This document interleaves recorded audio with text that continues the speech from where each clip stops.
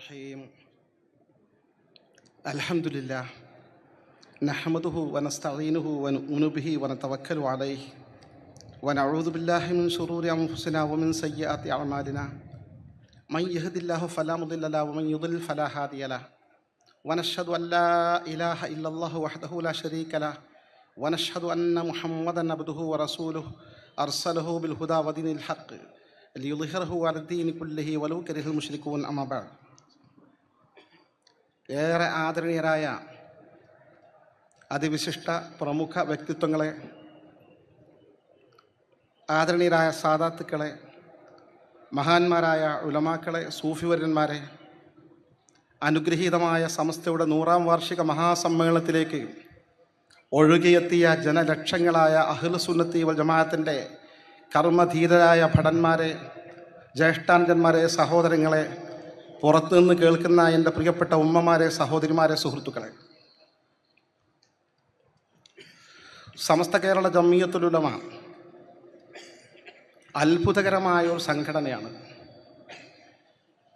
100 വർഷം ഒരു സംഘടന പിന്നിടുമ്പോൾ സ്വാഭാവികമായും അത് അപചയം നേരിടാറുണ്ട്, ദുർബലമാകാറുണ്ട്.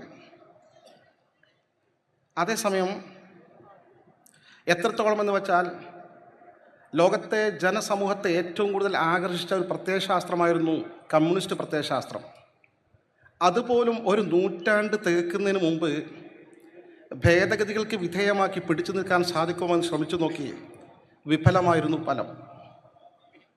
എന്നാൽ സമസ്ത കേരള ജംഇയ്യത്തുൽ ഉലമ ഓരോ വർഷം കഴിയുമ്പോഴും കൂടുതൽ ശക്തി ആർജിച്ച്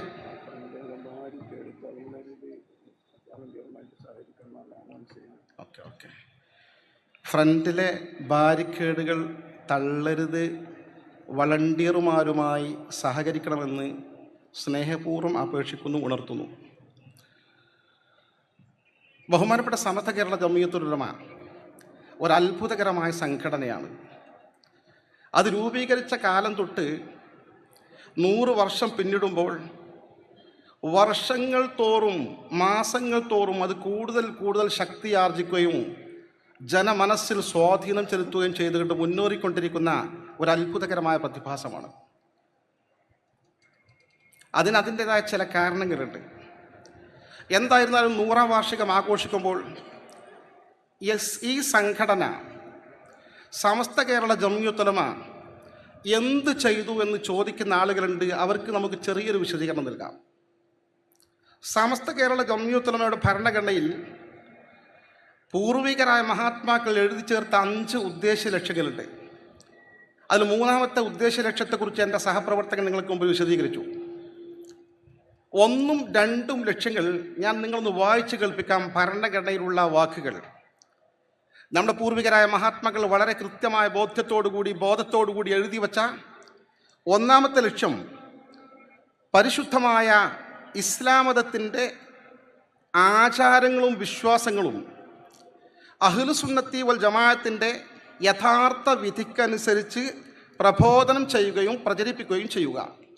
കൃത്യമാണത്.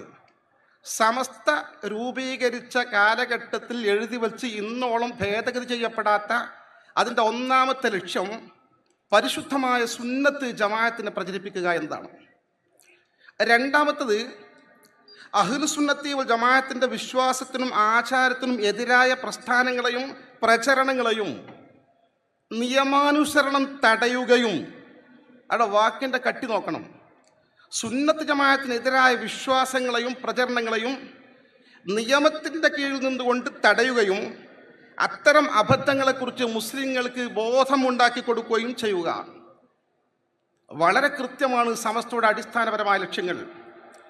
ഈ ലക്ഷ്യങ്ങൾ സമസ്ത കേരള ജംഇയ്യത്തുൽ ഉലമ നിർവഹിച്ചോ എന്ന് പരിശോധിക്കുമ്പോൾ സമസ്ത മുസ്ലിങ്ങൾക്ക് വേണ്ടി എന്ത് ചെയ്തു എന്ന് കണ്ടെത്താൻ സാധിക്കും.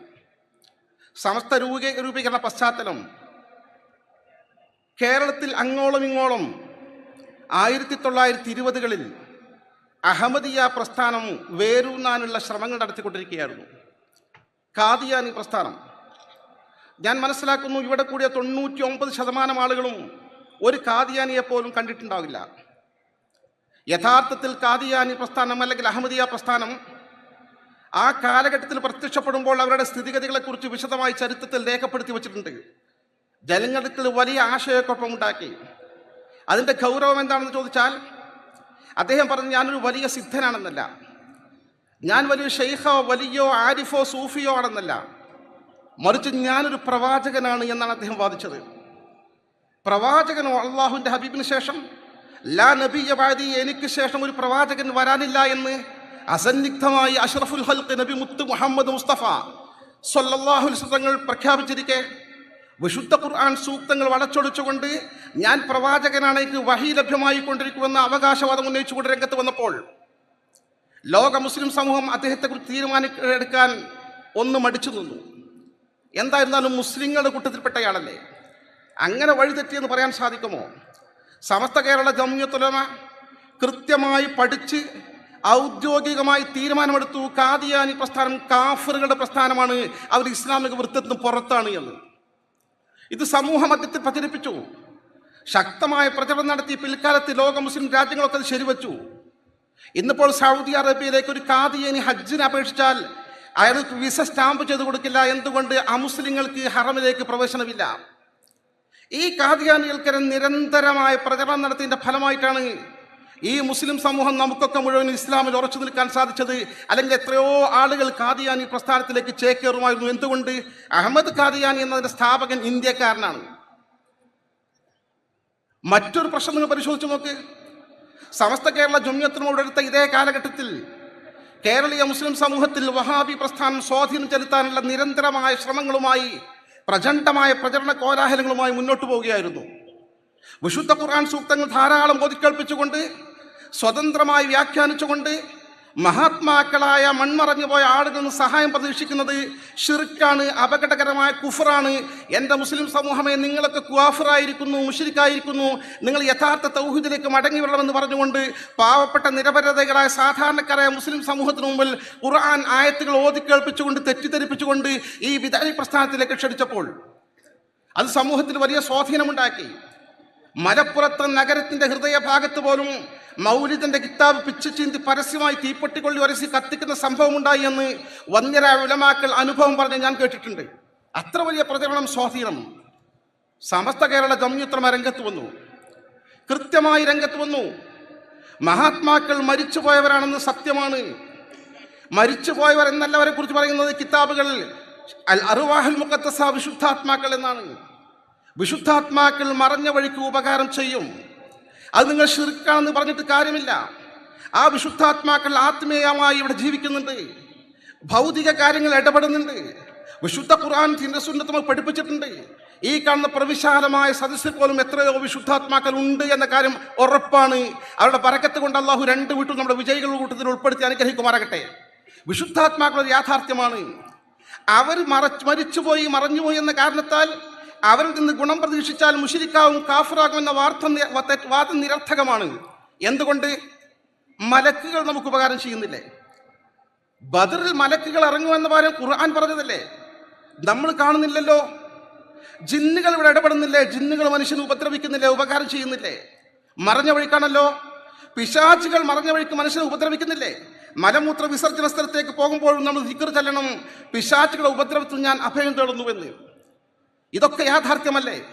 ഇത്തരം യാഥാർത്ഥ്യങ്ങൾ നിലനിൽക്കെ കേവലം മനുഷ്യൻ്റെ കേവല ബുദ്ധി കൊണ്ട്, യുക്തി കൊണ്ട് മാത്രം വിശുദ്ധ ഖുർആൻ പഠിപ്പിച്ച, ഹദീസുകൾ പഠിപ്പിച്ച യാഥാർത്ഥ്യങ്ങൾ വളച്ചൊടിച്ച് നിഷേധിക്കുന്ന ഈ വിഭാഗത്തിൻ്റെ ഈ ന്യായം ശരിയല്ല എന്ന് കൃത്യമായി സമർത്ഥിച്ചുകൊണ്ട് മുസ്ലിം കേരളത്തിലുടനീളം വലിയ പ്രചണ്ഡമായ പ്രചരണങ്ങൾ, സമസ്ത സമ്മേളനങ്ങളുമായും വിശദീകരണങ്ങളുമായും ലഘുലേഖകളുമായും ആനുകാലികളൊക്കെ ലേഖനങ്ങളുമായും സംവാദങ്ങളുമായി പോരാട്ടം നടത്തിയതിൻ്റെ ഫലമായി ഒരു നൂറ്റാണ്ട് പോലും തികയുന്നതിന് മുൻപ് മുജാഹിദ് പ്രസ്ഥാനം ചിഹ്ന ഭിന്നമായി കഴിഞ്ഞിരിക്കുകയാണ്.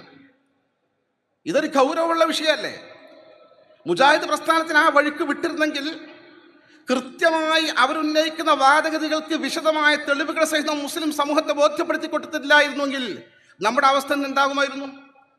വളരെ കൃത്യമായി 100 കൂട്ടം ചോദ്യങ്ങൾ ചോദിച്ചു നമ്മുടെ മഹാന്മാരായ പണ്ഡിതന്മാർ. ഈജിപ്തിലെ കൈറോവിൽ നഫീസത്തുൽ മുസ്രിയ റളിയല്ലാഹു അൻഹ എന്നൊരു മഹദിയുണ്ട്, അന്ത്യവിശ്രമം കൊള്ളുന്നു. ഹിജ്റ 2-ാം നൂറ്റാണ്ടിൽ ജീവിച്ച വലിയ മഹദിയാണ്, കറാമത്തിൻ്റെ ഉടമയാണ്, അള്ളാഹുവിൻ്റെ ഹബീബിൻ്റെ നേരെ പേരക്കുട്ടിയാണ്, പൗത്രിയാണ്. അവർ മരണപ്പെട്ടപ്പോൾ അവരുടെ ഭർത്താവ് ഇസ്ഹാഖ് റളിയല്ലാഹു അൻഹു അവരുടെ ജനാസ സ്വന്തം നാട്ടിലേക്ക് മദീന മുനവ്വറയിൽ കൊണ്ടുപോകാൻ തീരുമാനിച്ചു. മദീന മുനവ്വറയിൽ കൊണ്ടുപോകാൻ അവരുടെ സ്വന്തം ഉപ്പയും ഉപ്പാൻ്റെ ഉപ്പയും പിന്നെ ഹബീബായ സോയിദന അവർ പിതാമഹനായ റസൂലുള്ളാഹി സ്വല്ലല്ലാഹു അലൈഹി വസല്ലം ഒക്കെ മദീനയിലാണ്. അങ്ങോട്ട് ഖബറടക്കാൻ കൊണ്ടുപോകണമെന്ന് തീരുമാനിച്ചപ്പോൾ മദീനക്കാർക്ക് കൈറോക്കാർ കരഞ്ഞു പറഞ്ഞു, ഈജിപ്തുകാർ ഞങ്ങളെ മഹദിയെ കൊണ്ടുപോകരുതേ, ഞങ്ങളുടെ പ്രതിസന്ധി ഉണ്ടാവുമ്പോൾ മഹദിയെ സമീപിച്ചാൽ മഹദി ദുആ ചെയ്താൽ ഇജാബത്ത് കിട്ടാറുണ്ട്, മഹദി മരിച്ച ശേഷം ഞങ്ങൾക്ക് ആ പുണ്യം കിട്ടണം, ബറക്കത്ത് കിട്ടണം, കൊണ്ടുപോകരുതിന് കേൺ അപേക്ഷിച്ചെങ്കിലും തൻ്റെ ഭർത്താവ് സമ്മതിക്കാറുന്ന പശ്ചാത്തലത്തിൽ പിറ്റേന്ന് രാവിലെ ഖബറടക്കത്തിലുള്ള ഒരുക്കങ്ങൾ നടന്നുകൊണ്ടിരിക്കുകയാണ്. ആളുകൾ മുഴുവൻ കരഞ്ഞപേക്ഷിച്ചുകൊണ്ടിരിക്കുകയാണ്. രാവിലെ ആയപ്പോൾ ഇസ്ഹാഖുൽ മുഅ്തമിൻ തൻ്റെ ഭർത്താവിൻ്റെ മനസ്സ് മാറി. ഭർത്താവ് പറഞ്ഞു, നഫീസത്തുൽ മിസ്രിയെ ഇവിടെ ഖബറടക്കാൻ ഞാൻ സമ്മതം തന്നിരിക്കുന്നു. എന്തേന്ന് അദ്ദേഹം വിശദീകരിച്ചു. ഇന്നലത്തെ രാത്രി എൻ്റെ ഹബീബായ എൻ്റെ പിതാമഹനായ സയ്യിദുനാ ഹബീബുനാ റസൂലുള്ളാഹി സ്വല്ലല്ലാഹു അലൈഹി വസല്ലം ഞാൻ സ്വപ്നത്തിൽ കണ്ടു. എൻ്റെ ഹബീബ് എന്നോട് പറഞ്ഞു, എൻ്റെ പിതാമഹൻ പറഞ്ഞു, ഇസ്ഹാഖ് ലാ തുആരിദ് അഹ്റ മിസ്ര, ഇസ്ഹാഖ് ഈജിപ്തുകാരുടെ തർക്കത്തിന് പോകണ്ട, അവരവിടെ ഖബറടക്കപ്പെട്ടെ ഫൈനർ റഹ്മത്ത തൻസിലു അലൈഹിം ബിബറകതിഹാ, അവരെ ബറക്കത്ത് കൊണ്ട് കൈറോ നിവാസികൾക്ക് എന്നും ബറക്കത്ത് കിട്ടട്ടെ എന്ന് നിർദ്ദേശം തന്നിട്ടുണ്ട് എന്ന്. നോക്ക് നിങ്ങൾ, ഹിജ്റ 2-ാം നൂറ്റാണ്ടിലെ സംഭവമാണ്. ഹിജ്റ 1, 2, 3 നൂറ്റാണ്ടിലെ സംഭവങ്ങൾ. അവരാണ് ലോകത്തെ ഏറ്റവും നല്ലവർ, സച്ചരിതരായ മുൻഗാമികൾ, ഒരു തർക്കമില്ലാത്ത സ്വർഗവാസികൾ. ഖൈറുൽ ഖുറൂനി ഖർനി സുമ്മല്ലദീന യലൂനഹും സുമ്മല്ലദീന യലൂനഹും. ആരെന്ത് പറഞ്ഞാലും ശരി, നിരുപാധികം 1-ാം നൂറ്റാണ്ടിലുള്ളവരാണ് ഏറ്റവും നല്ലവർ. പിന്നെ 2-ാം നൂറ്റാണ്ട്, സുമ്മല്ലദീന, പിന്നെ 3-ാം നൂറ്റാണ്ട് എന്ന അഷ്റഫുൽ ഖൽഖ് നബി മുഹമ്മദ് മുസ്തഫ സ്വല്ലല്ലാഹു അലൈഹി വസല്ലം വിശദീകരിച്ച ആ 3 നൂറ്റാണ്ടിന്റെ മധ്യത്തിൽ ജീവിച്ച മഹാൽ വ്യക്തിത്വം മഹദിയാണ് നഫീസത്തുൽ മിസ്രിയ റളിയല്ലാഹു അൻഹ. അവരെ മഖാമവിടെ ഉണ്ട് എന്നതുകൊണ്ട് ബറക്കത്ത് അവർക്ക് തുടരട്ടെ എന്ന് റസൂലുള്ളാഹി പറഞ്ഞതുപോലെ ഇന്നും ആ ബറക്കത്ത് തുടരുന്ന ദൃശ്യം അവിടെ നമുക്ക് നേർക്കുനേരെ അനുഭവിക്കാൻ സാധിക്കും. ഞാനത് വിശദീകരിക്കാൻ സമയം കളയുന്നില്ല. പിൽക്കാലത്ത് 946 ജമാഅത്തെ ഇസ്ലാമി വന്നു. ജമാഅത്തെ ഇസ്ലാമിയെ കുറിച്ച് പരിചയപ്പെടുത്തേണ്ട ആവശ്യമില്ല. അവരെ മുൻകാല വാദങ്ങൾ ഒന്നൊന്നായി ഒരു കൈയൊഴുക്കാൻ നിർബന്ധിതമായി. സമസ്തയുടെ ആദർശപരമായ പോരാട്ടത്തിന് മുന്നിൽ, സമസ്തയുടെ ആദർശപരമായ ചോദ്യത്തിന് മുന്നിൽ മറുപടി പറയാതെ തെരഞ്ഞെടുപ്പിൽ മത്സരിക്കൽ ശിർക്കാണെന്നത് മുതൽ ഈ രാജ്യത്തെ ഗവൺമെന്റ് ഉദ്യോഗം സ്വീകരിക്കൽ പോലും ശിർക്കാണെന്ന് പഠിപ്പിച്ച ജമാഅത്തെ ഇസ്ലാമിക്ക് അതിന് മടങ്ങാനും കേവലം രാഷ്ട്രീയ പാർട്ടിയായി മാറാനും മതപരമായ വിശദീകരണങ്ങൾ തന്നെ പിൻവാങ്ങാനും തയ്യാറായത് സമസ്തയുടെ ശക്തമായ ചെറുത്തുനിൽപ്പ് കൊണ്ടാണ്. ഈ കാര്യത്തിൽ യാതൊരു സന്ദേഹവുമില്ലല്ലോ. ഇടക്കാലത്ത് എന്തൊക്കെ ത്വരീഖത്തിൽ വന്നു, തെറ്റായ സിദ്ധന്മാർ. ചോറ്റൂർ ത്വരീഖത്ത് വന്നു, കൊരൂർ ത്വരീഖത്ത് വന്നു, നൂരിഷ ത്വരീഖത്ത് വന്നു, ഷംസിയ ത്വരീഖത്ത് വന്നു, ആലുവ ത്വരീഖത്ത് വന്നു, വേങ്ങാട് ഷെയ്ഖ് വന്നു. ഒരുപാട് വ്യാജസിദ്ധന്മാരും തെറ്റായ ത്വരീഖത്തുകൾ വന്നു. തെറ്റായ ത്വരീഖത്തുകൾ വരുമ്പോൾ, തെറ്റായ സിദ്ധന്മാർ വരുമ്പോൾ ആളുകൾ ആകർഷിക്കപ്പെടും. 10 വിരലുകളും മോതിരങ്ങൾ, പച്ച ഒല്ലി, നീണ്ട താടി, വലിയ തസ്ബീഹിന്റെ മാല, ഈ ജപവുമായി നടക്കുന്ന ഇത്തരം ആളുകൾ സത്യമാണോ അസത്യമാണോ തിരിച്ചറിയണമെങ്കിൽ സൂക്ഷ്മതയോടുകൂടി കാര്യങ്ങൾ കൈകാര്യം ആലിമ്യങ്ങൾക്ക് സാധിക്കൂ. ആലിമ്യങ്ങൾ അക്കാര്യം കൃത്യമായി ഭംഗിയായി നിർവഹിച്ചതിനെ തുടർന്ന് ഒരു ചോറ്റൂർ ത്വരീഖത്തുകാർ ആരെയും നമുക്കറിയില്ല, കൊരൂർ ത്വരീഖത്തുകാർ എവിടെ നമുക്കറിയില്ല, ഷംസിയ ത്വരീഖത്ത് എവിടെ നമുക്കറിയില്ല, നൂർഷാ ത്വരീഖത്തിന്റെ ചെറിയ ശകലങ്ങൾ ബാക്കി നിൽക്കുന്നു, ആലുവ ത്വരീഖത്ത് ചിഹ്ന ഭിന്നമായി കൊണ്ടിരിക്കുന്നു. ഇതൊക്കെ യാഥാർത്ഥ്യമല്ലേ?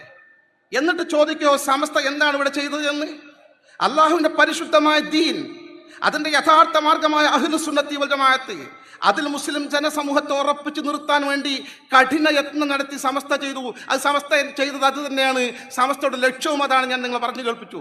സമസ്ത ലക്ഷ്യത്തിൽ വിജയകരമായി മുന്നോട്ട് പോയിട്ടുണ്ട്. ഒരു സന്ദേഹവുമില്ല, ഒരു സംശയവുമില്ല.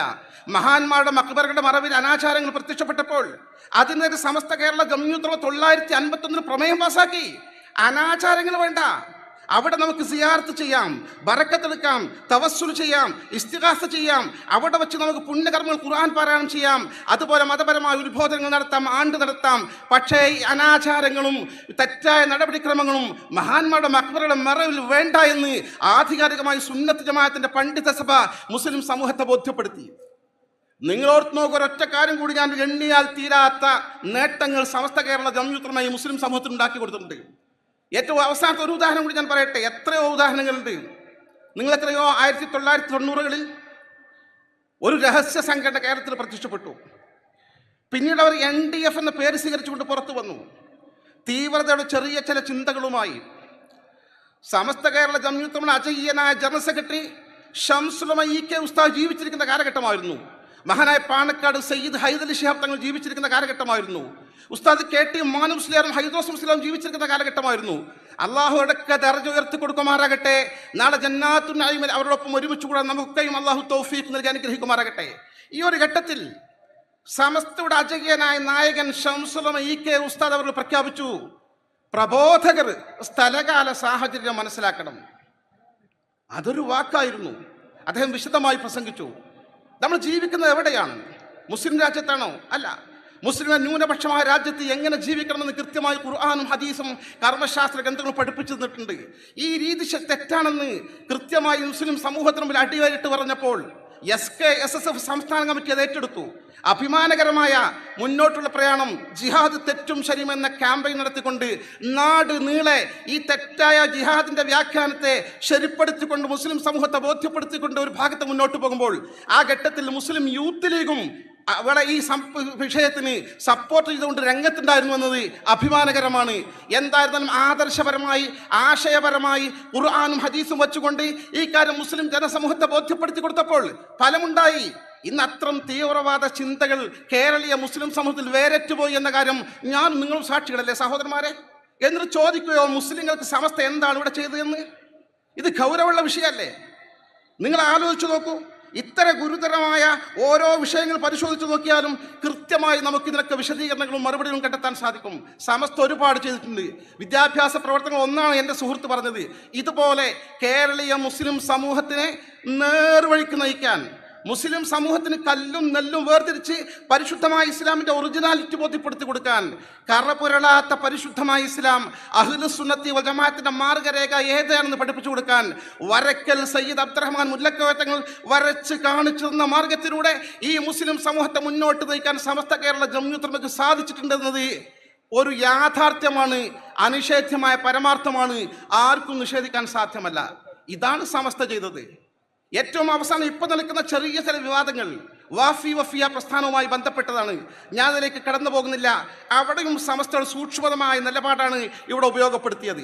ചെറിയ വ്യതിയാനങ്ങൾ നമ്മുടെ ചില സ്ഥാപനങ്ങൾക്ക് വരുന്നുവെന്ന് കണ്ടപ്പോൾ ബഹുമാനപ്പെട്ട സമസ്ത ഇടപെട്ടു തിരുത്താൻ ശ്രമിച്ചു. അതല്ലാതെ സമസ്ത കേരള ജംഇയ്യത്തുൽ ഉലമ അതിൻ്റെ നയത്തിൽ നിന്ന്, അതിൻ്റെ നിലപാടിൽ നിന്ന്, അതിൻ്റെ ലക്ഷ്യത്തിൽ നിന്ന് ഒരിക്കൽ പോലും വ്യതിചലിച്ചതിൽ നിന്ന് മാത്രമല്ല 100 കൊല്ലം കഴിഞ്ഞിട്ടും ഭരണഘടന പോലും ഭേദഗതി ചെയ്യാതെ അതേ ലക്ഷ്യത്തിലേക്ക് മുന്നേറിപ്പോയിക്കൊണ്ടിരിക്കുകയാണ്. ഒരു സംശയം ില്ല.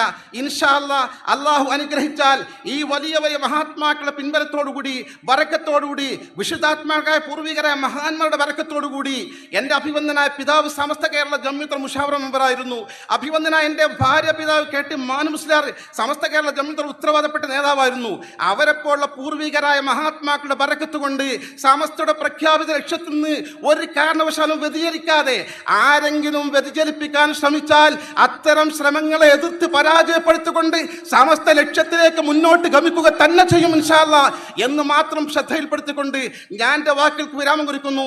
എൻ്റെ പ്രിയപ്പെട്ടവരെ, ഒരുപാട് ആളുകൾ മരണപ്പെട്ടവർക്ക് ദുആ ചെയ്യാൻ പറഞ്ഞിട്ടുണ്ട്. ഞാൻ അവരുടെ പേര് പറയുന്നില്ല. ഒരുപാട് ആളുകൾ ഹോസ്പിറ്റൽ കേസുകൾ ഷിഫയാകാൻ ദുആ ചെയ്യാൻ പറഞ്ഞിട്ടുണ്ട്.